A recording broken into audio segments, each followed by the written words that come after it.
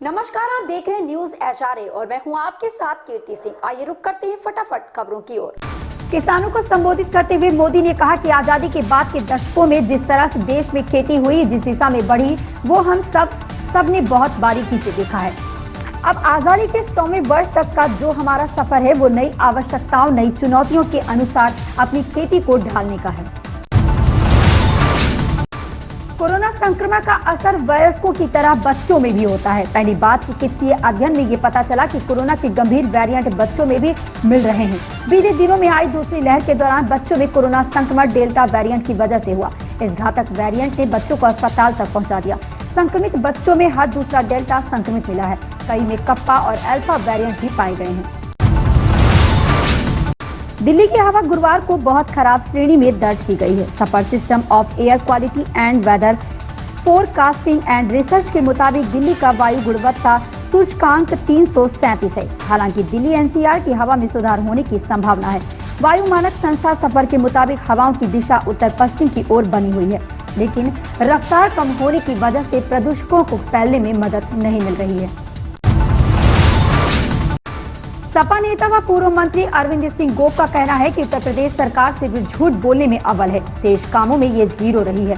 सरकार के पास विकास या रोजगार का कोई भी एक ऐसा काम गिनाने के लिए नहीं है जिसका शिलान्यास व लोकार्पण दोनों इसने किया हो। नंबर देना हो तो 0 से भी कम नंबर दिए जाएंगे। थल सेना प्रमुख जनरल मनोज मुकुंद नरवणे को chief of staff committee CSC के अध्यक्ष पद का प्रभार सौंपा गया है। सीएससी के अध्यक्ष पद का chief of defence staff CDS general Vipin Rawat के निधन के बाद से रिक्त था। इस घटनाक्रम से अवगत अधिकारियों ने बुधवार को ये जानकारी दी।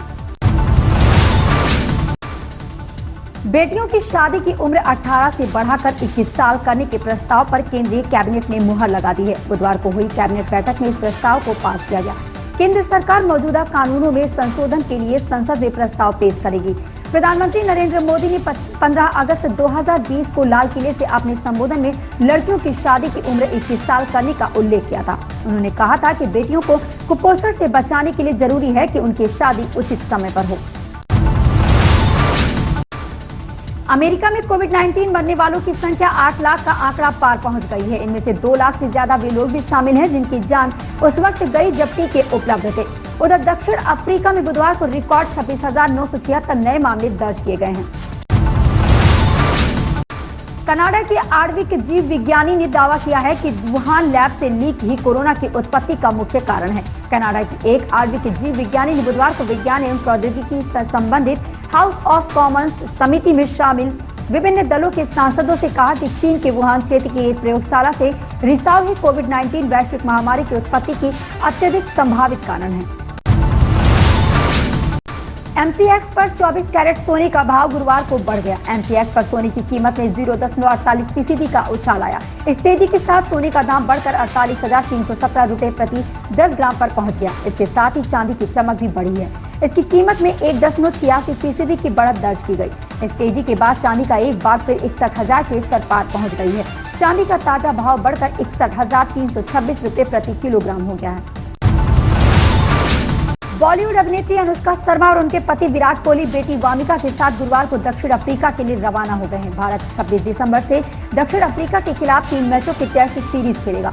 विराट कोहली और अनुष्का शर्मा को टीम के अन्य सदस्यों के साथ एयरपोर्ट पर स्पॉट किया गया। उन्होंने एयरपोर्ट पर बस से उतरते हुए टीम के साथ स्पॉट किया गया।